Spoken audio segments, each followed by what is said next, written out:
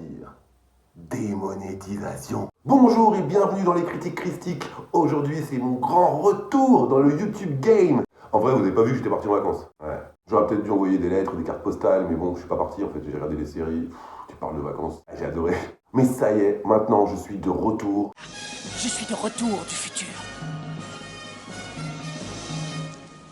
Nom de Zeus. Et donc, vous savez de quel film on va parler aujourd'hui? Tetris, qui raconte l'invraisemblable histoire du jeu le plus populaire de tous les temps et comment il a rencontré la ferveur des joueurs du monde entier. Hank Rogers, développeur de jeu, découvre Tetris en 1888 et risque le tout pour le tout lorsqu'il se rend en URSS et qu'il rencontre Alexis Paginov, créateur du jeu. Et ce, pour le faire connaître dans le monde entier. Tetris est un film britannique produit par Matthew Vaughn et réalisé par John S. Bird. C'est disponible bien sûr sur Apple TV+.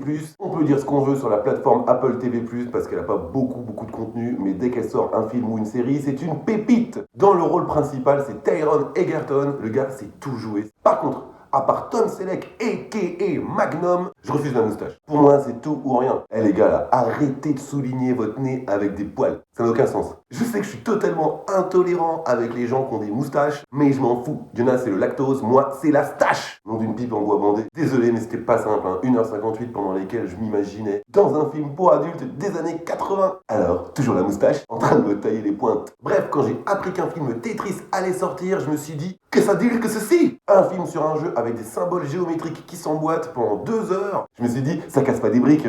Ça y est, je l'ai placé.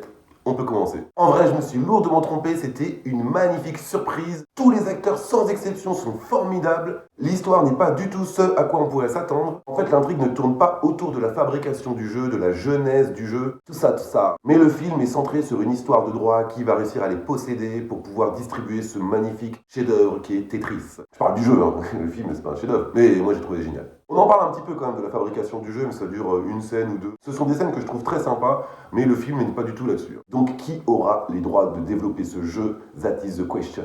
The question? Question?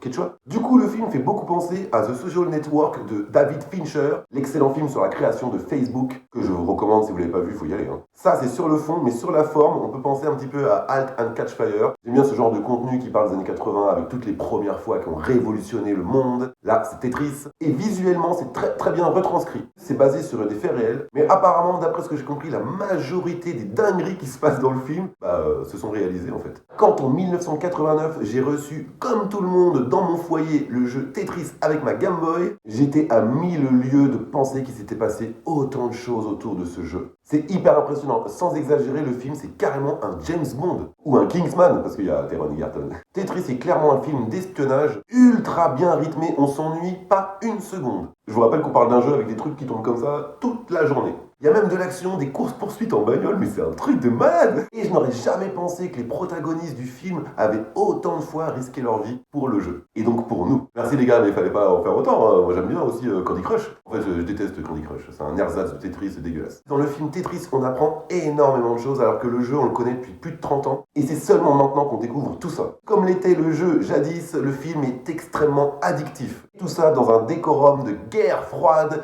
avec les deux mêmes superpuissances que vous connaissez déjà. Je vais te briser.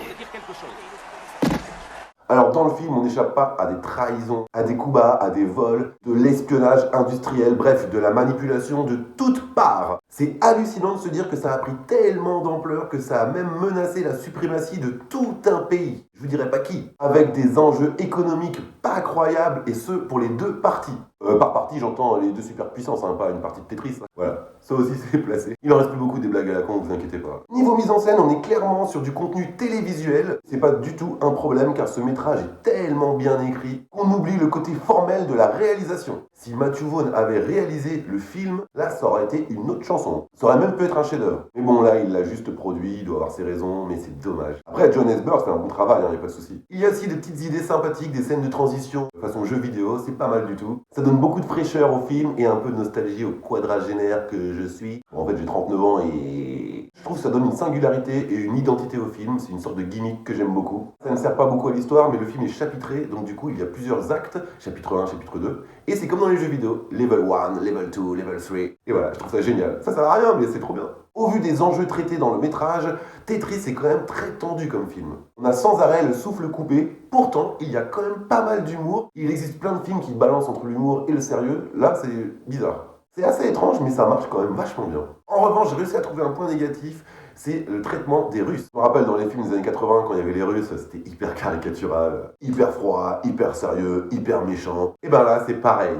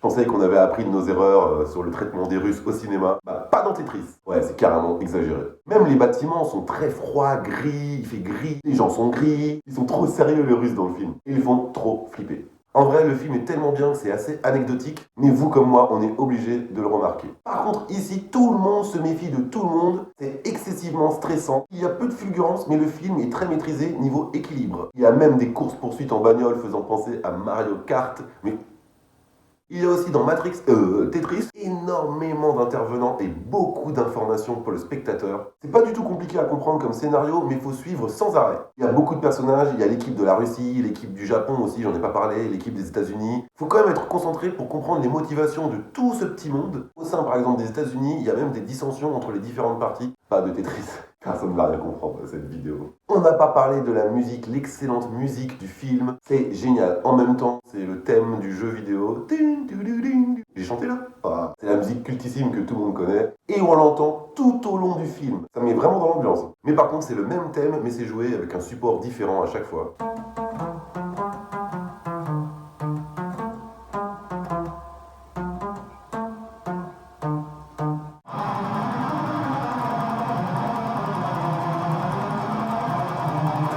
Donc c'est assez varié et le thème est récurrent. Bonne pioche. Pour conclure, comme vous l'aurez compris, j'ai adoré Tetris, car c'était vraiment une très très bonne surprise. Le film, bien sûr, n'est pas parfait, plus au niveau de la forme qu'au niveau du fond, parce qu'au niveau du fond, c'est vraiment très intéressant. Et c'est passionnant d'apprendre tout ça. Je vous le redis, c'est incroyable. D'ailleurs, dans la vraie vie, les deux protagonistes qui sont représentés dans le film, Rogers, le développeur américain, et Pajinov, le créateur russe du jeu, carrément, ont participé à l'élaboration du scénario pour coller au plus proche de la vérité. Une fois qu'on a vu le film, on a du mal à croire que tout ça s'est vraiment passé. Et pourtant, je n'aime que toi.